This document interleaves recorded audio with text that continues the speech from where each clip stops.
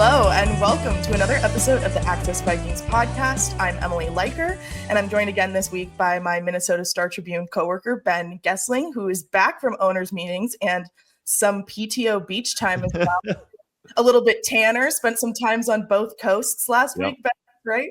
Yeah, I was trying to think if there's been another time in my life I've seen both oceans in the same week.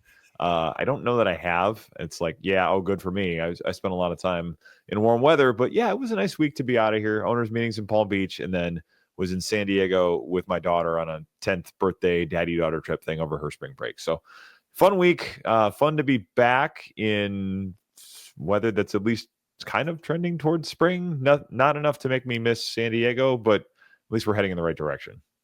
I definitely learned my lesson this year and will be taking the advice that all of you did give me to get out of here in April and go somewhere warmer. And this year I was just like, oh no, it'll be fine. It's not a big deal. And now I'm like, oh no, next year I will be taking a pre-draft PTO somewhere nice and warm. It's not January, February that gets you. It's March and April when it's supposed to be nice and everywhere else in the country is. Like, they had green grass in both of those places. We are not there yet. So this is the part of the year where I always like, especially if it's one of those years where we have a lot of snow and it's all well, you know how this is from being in upstate New York, but you get all the kind of melting brown, gray snow. It's a good time of year to get yourself a little bit of relief. We are both back now and locked in for the draft, which is less than 3 weeks away, or getting close to locked in for the draft. We are in the process. We are locking ourselves in. And we're starting a little 3-episode series here on Access Vikings, previewing some prospects at different positions of need, but then also maybe just other prospects that the Vikings might randomly pick later in the draft. We don't know, but just kind of give a whole look at the board. And those are going to coincide with some written previews that we're doing as well on the StarTribune.com. So those will start next week. You're getting your first edition of the podcast form of these previews today, obviously. And Ben, I have us starting with the defensive backs, which I think is a group of positions, cornerbacks, safeties, that are pretty high on the need list for the Vikings. Are still kind of like one of the top positions in more of the like expert mock drafts of this is who they might go for at number 24. Right. Between cornerback and safety, where do you think the need lies more for the Vikings right now? It's an interesting question because you could make the case. I mean, the obvious answer is corner, because they still need, I think, a good outside corner, especially if you want Byron Murphy to play in the slot more often. He's shown he can do both. But if that is the ideal, you probably still need somebody that you trust. Maybe Jeff Okudah turns into that. I mean, certainly has been a guy that was he was the third pick in the draft a few years ago. So the talent is there. They just have to refine the way he plays in the NFL. So maybe that provides some of the answer. We heard at the owners' meetings last week. That was actually one of the big takeaways, was how excited Kevin O'Connell is, or how excited Brian Flores is, I should say, about Isaiah Rodgers. Kevin O'Connell was excited about how excited Brian Flores was about Isaiah Rodgers. Let's put it that way. He said when Flores gets that look in his eye, you kind of just let him go do his thing and say, let me go get this guy. So maybe it's not as big of a need, but it still seems like one where depth and high-level talent is always going to be important.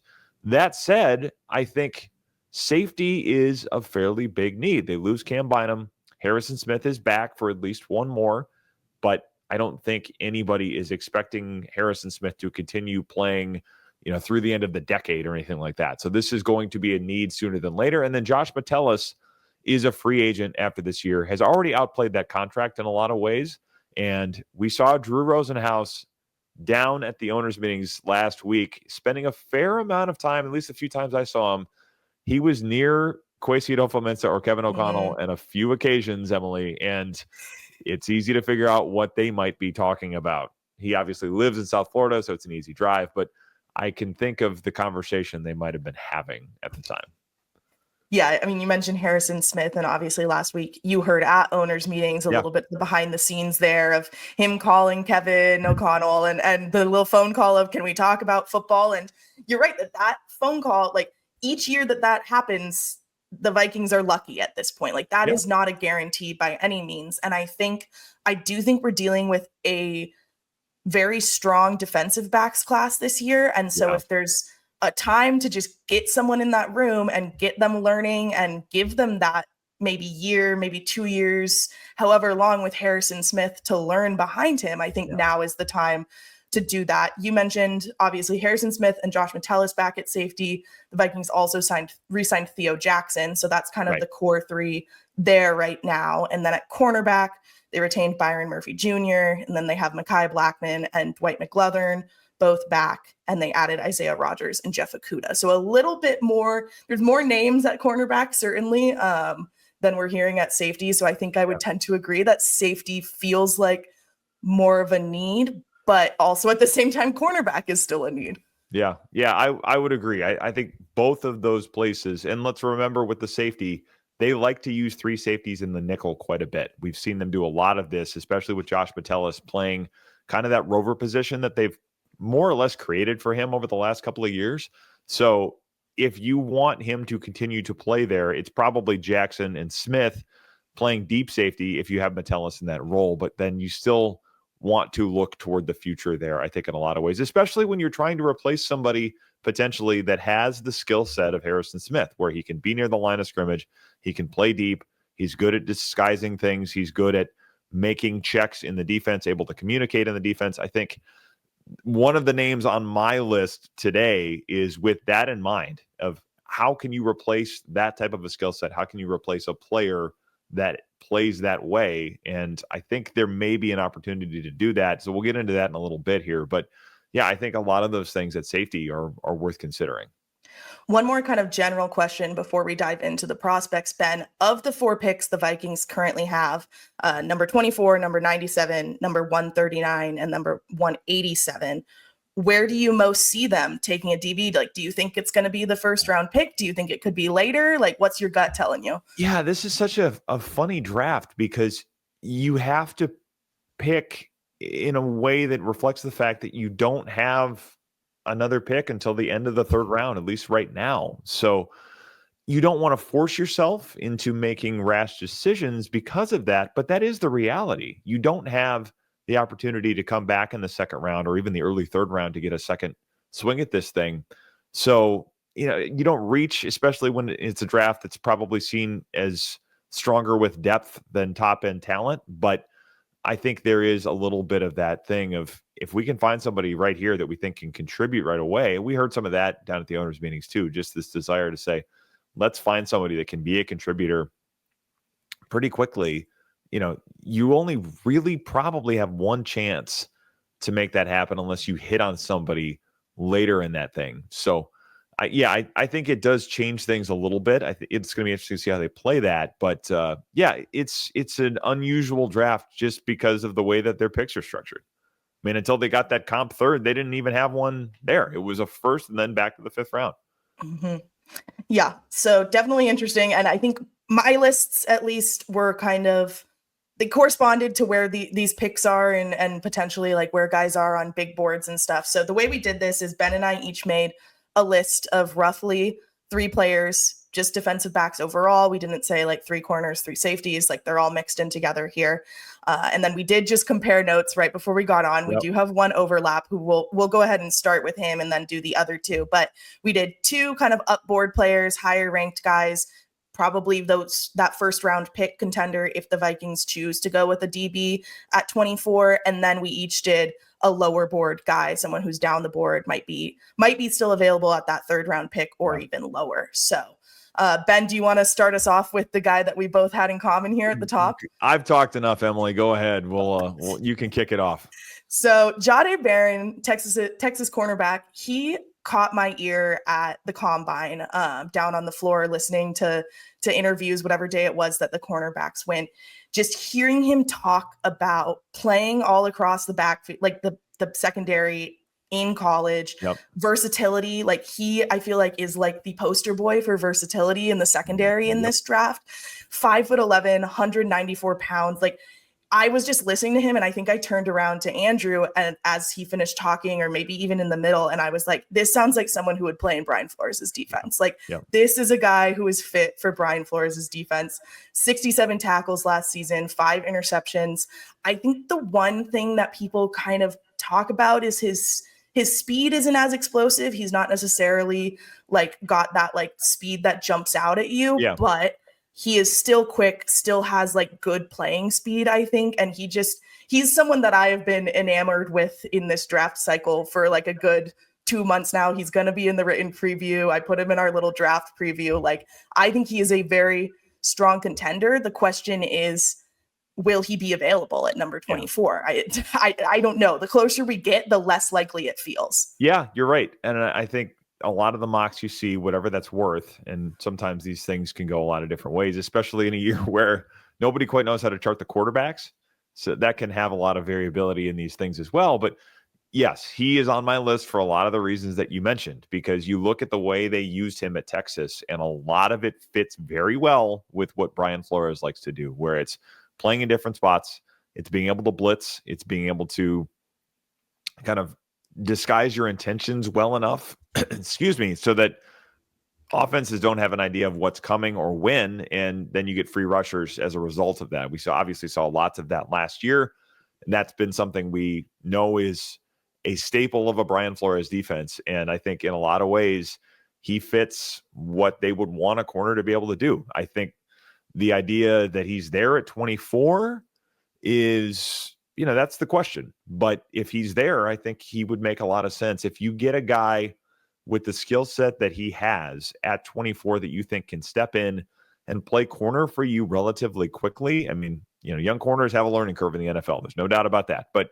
if you think this guy can be a contributor in the next year or two that ultimately turns into a number 1 or a number 1A corner for you, that's great value at 24 or wherever they'd have to get him. So yeah, I think he'll be a guy that is very much on their radar for a lot of the reasons that we mentioned here. He was a 5-year player at Texas, so like it's slightly older than some of the guys you see, but that's also been like a trend. I think these past couple of years is it's trending that guys stay in school longer because of NIL money and all that other good stuff that they can get in college. Last year, the COVID exceptions as well. Yes. Mm-hmm. Yep. Yeah. He started in 2020, so he would have had the COVID season, and it has that extra. So Jahdae Barron, top of the list here. I think for the Vikings, he's one of the guys that makes the most sense. Ben, who's your next kind of guy that if Barron's gone, or if they need to think of someone else, who else is on your list? Okay, so I have a Georgia safety in the back of the first round, which I realize is going to make some people have a little bit of an allergic reaction, because the last time they did this, of course, was the trade back from 12 to 32 for Lewis Seen, which did not work out terribly well, as the dead money on this year's cap will still attest to. But Malaki Starks from Georgia is a safety that, I mean, what you read about him and what people say about him in terms of how he fit in that defense, the role he played as a communicator, the role he played as kind of a central hub of what Kirby Smart wants to do down there at Georgia, fits, I think, very well with some of the things that the Vikings ask of Harrison Smith. Again, it's that ability to disguise. It's that ability to play in different places. It's understanding a defense on multiple levels, multiple layers of the defense that you can alter and shift on the fly. It seems like that level of football acumen and that level of communication skill is there with him. So I could see them saying, hey, if we can pair this guy with Josh Metellus and give him a year to learn from both of these guys while they're both under contract, I think that could make some sense. It could help lock down that position in the future. There's always the question at safety of how much value is there in this spot. But I think we've seen with Flores, there is a lot of benefit to this. And we do need to remember with Flores, as we're making all of these future projections, he is in a contract year as well. And we'll see where that goes. I think, the Vikings certainly want to extend him if he's going to sign one, or if he wants to kind of see what the market looks like. I'll be interested to see where that goes. Obviously had some head coaching interest. So we need to remember all of those things as we're plotting for the future of the Brian Flores defense. But I also know he's a big fan of the situation he has here. We talked about that quite a bit when I sat down with him for that story in December. And I think it's very possible he's here for the long term. But that is something we should just kind of put on the, pin it to the clipboard, because that is going to be something they have to figure out.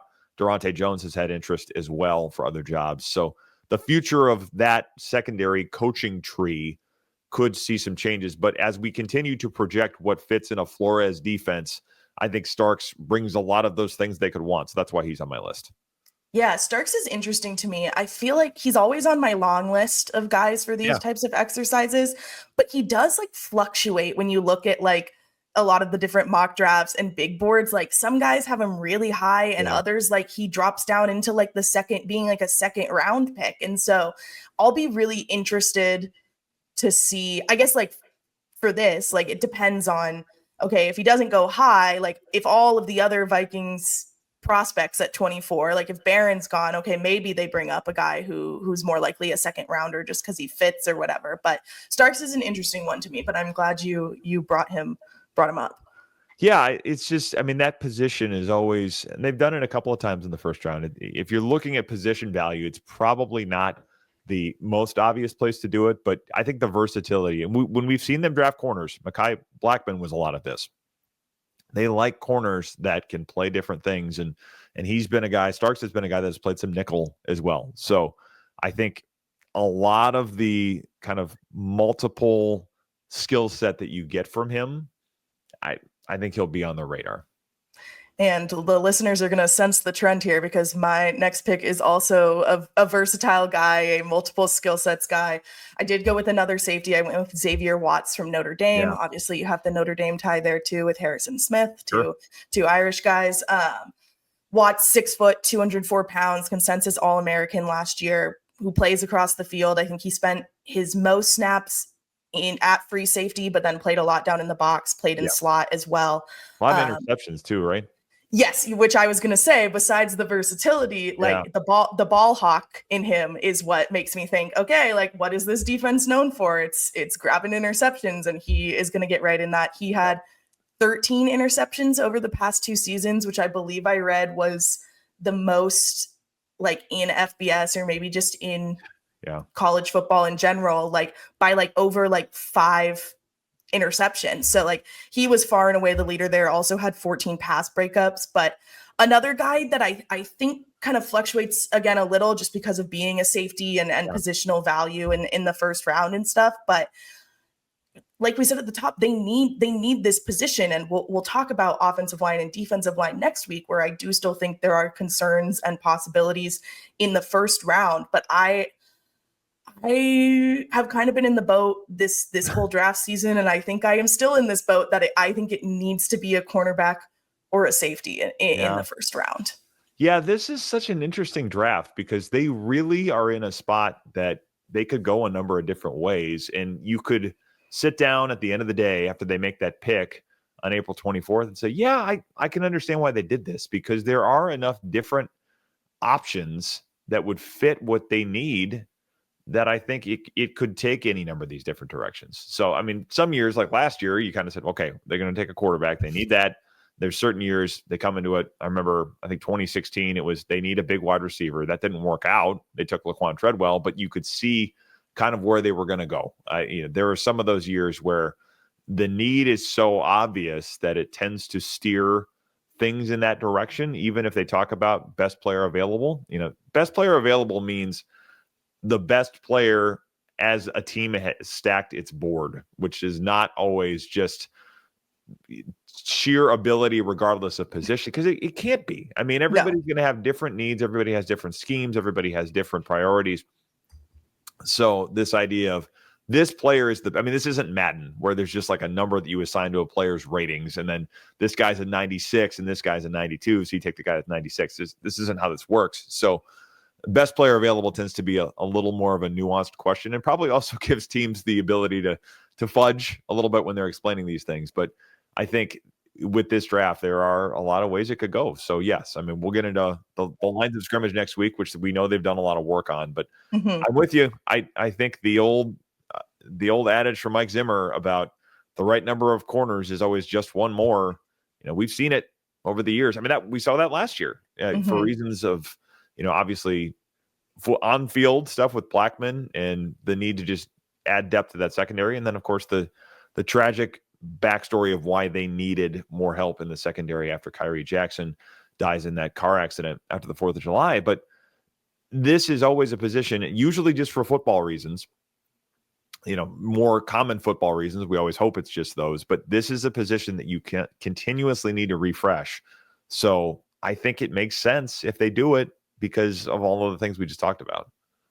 Yeah. And I think this is really going to be a year where we have to judge, like, we can't judge the picks individually, and it's going to have to be like a whole, like, okay, how did they use all of these picks? And especially that first and that third rounder. Yeah. If they don't trade anywhere to like move out of the first round or whatever, which I think is definitely an option too, just to get more draft capital. We'll get into that the closer we get to the draft, but it's very going to be like, okay, we need to look at how all of these pieces fit together into the puzzle and not just, well, why did they do this at number 24 when they could have done X, Y, Z?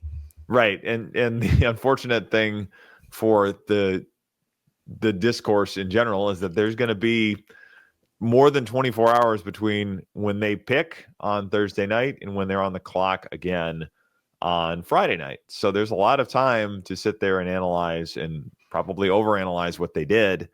And yeah, I'm sure that'll happen. It does. It's part of the draft industrial complex that we've created in the NFL world. But yes, I think you're right. I think this is one of those drafts where they have different ways to solve different problems, and how they did the whole of it is probably one of those things that as we sit back Saturday night, it's a better time to start that conversation. But the answers to these things probably don't come for a while yet, because it's not as big of a piece of the roster building this year just because they don't have the picks. So you have to look at it a little bit differently than you would in a year where they're just loaded with picks like they may be next year. We'll see. I mean, the comp pick stuff, as we've talked about a little bit, could give them a better haul of picks to go into the 2026 draft than they've had this year. Comp pick warrior, Ben Goessling. Yeah, it's that was a bit of a deep dive last week, and I put some of this in the newsletter about Trent Sherfield and the incentives in his contract with the Broncos that could lead to a third comp pick next year. But we heard some of this. Kevin O'Connell talked about this at the owners' meetings, how it could potentially be 3 picks. And my understanding is the Vikings' internal math is.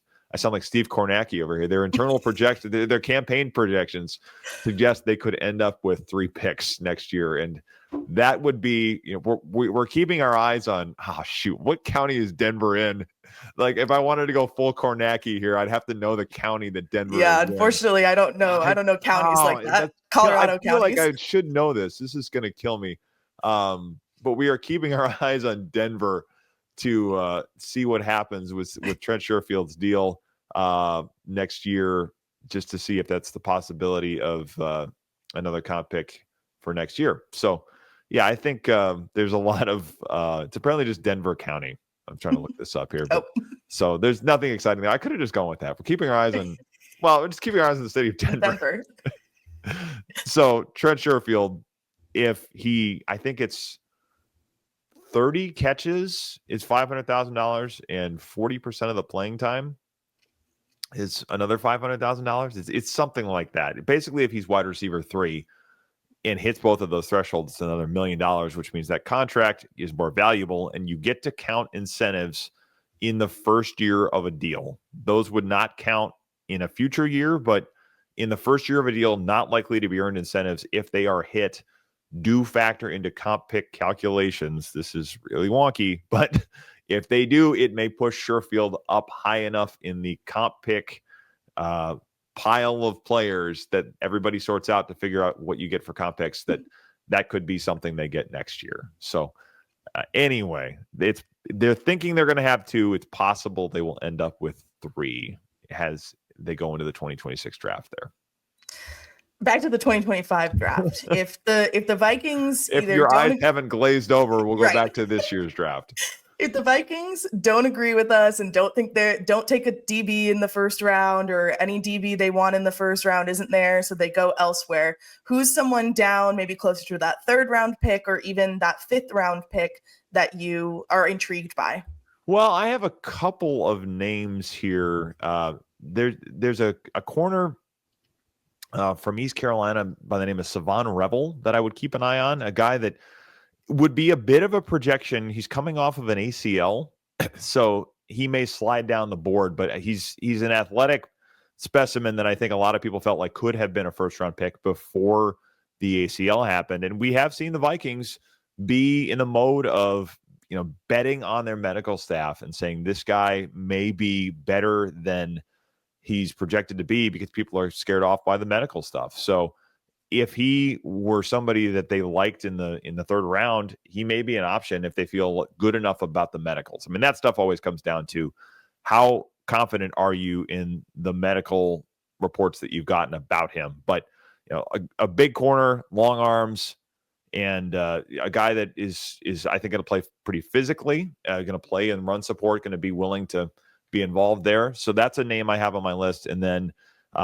wouldn't be Track Guy Football Hour without me mentioning Darian Porter, the Iowa State corner, who was, an elite sprinter. And for all of the people that say track speed isn't football speed, for him at the combine, it certainly was. Short shuttle, 3-cone. He was one of the best at the combine. So the athletic ability certainly is there. Also a guy that is long arms, a bigger corner that does a lot of the things that you want.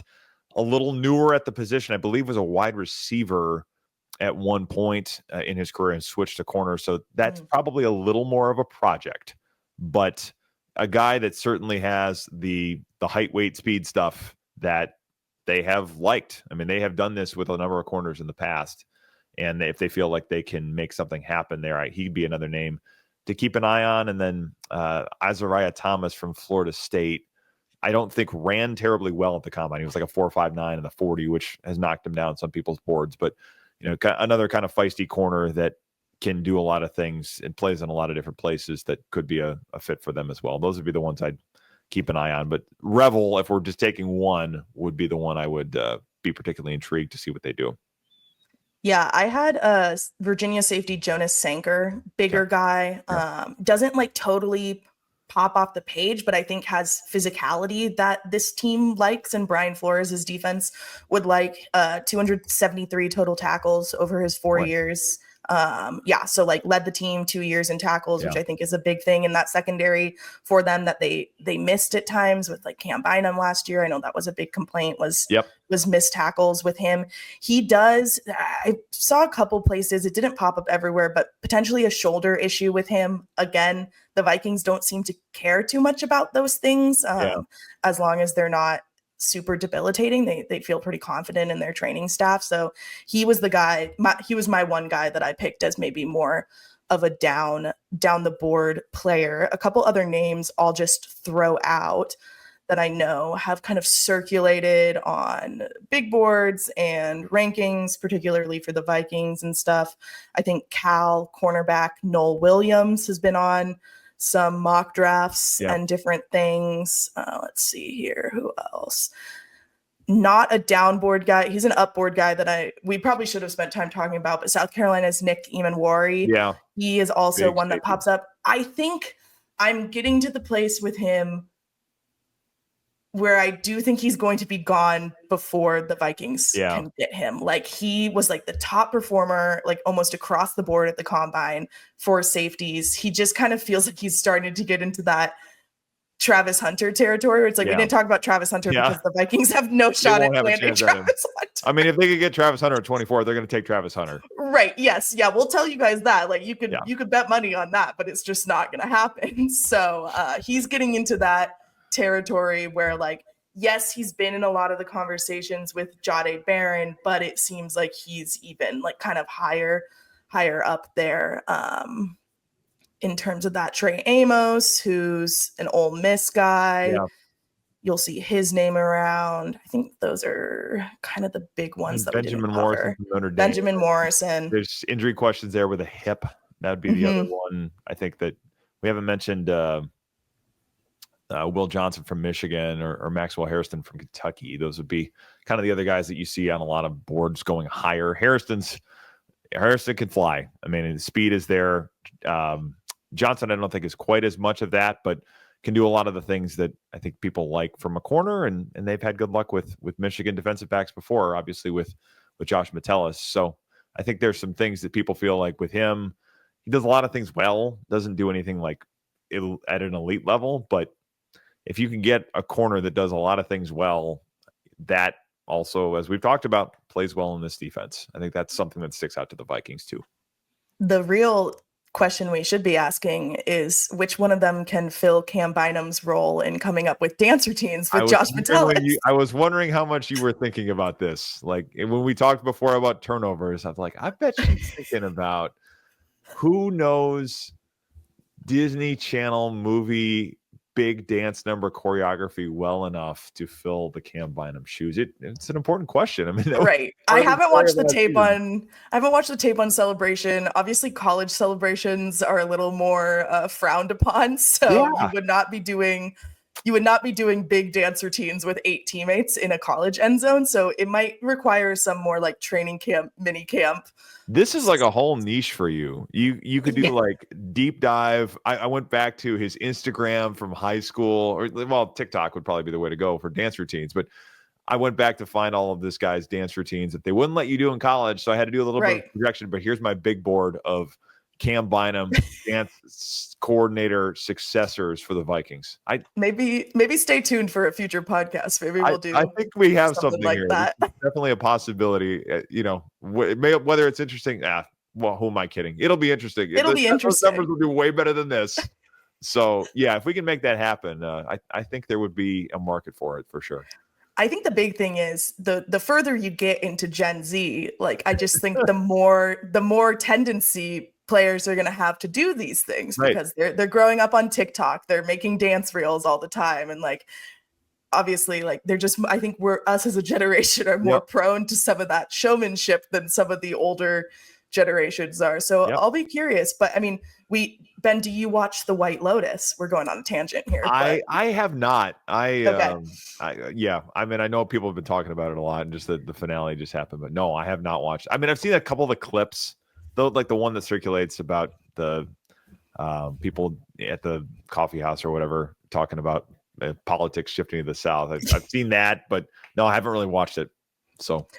Well, the finale, the name of the finale was Amor Fati, which of course I heard that. That was the JJ line. McCarthy thing. Right. So JJ, I don't think was even trying. Well, obviously because he was months early on the Amor Fati trend. He kind of just stumbled into a pop culture reference that then everyone, I think, who knows him or watched the Vikings last year was like, wait, we know what that means. Yeah. We know what this is going to do. So it means love of fate, basically accept what's coming to you. And I think it's like I remember looking this up and somebody said like, it's like a tenet of Stoic philosophy. And somebody responded to me, explain Stoic philosophy. And I said, it's a philosophy commonly held by the Stoics. So, you got TikTok, I got dad jokes. We make it work. It all comes back together. We will do some scouting on the dance moves of all of these guys and bring them back. Maybe we'll throw in like all the positions and I'll just do all the best dance moves at this year's NFL draft or whatever. Idea.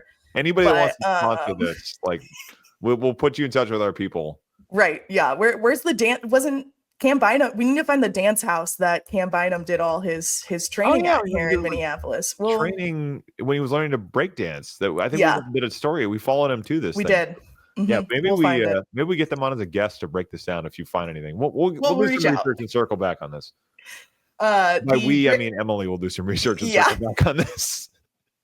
The written versions of our safety and cornerback position previews, which will be broken out into 2 separate, so you'll get a little bit more at each position, should come out next week. We'll have podcasts back again, starting with the offensive and defensive lines, and then looking at even some other positions and prospects in this draft next week. But thank you guys for listening and or watching this episode of the podcast.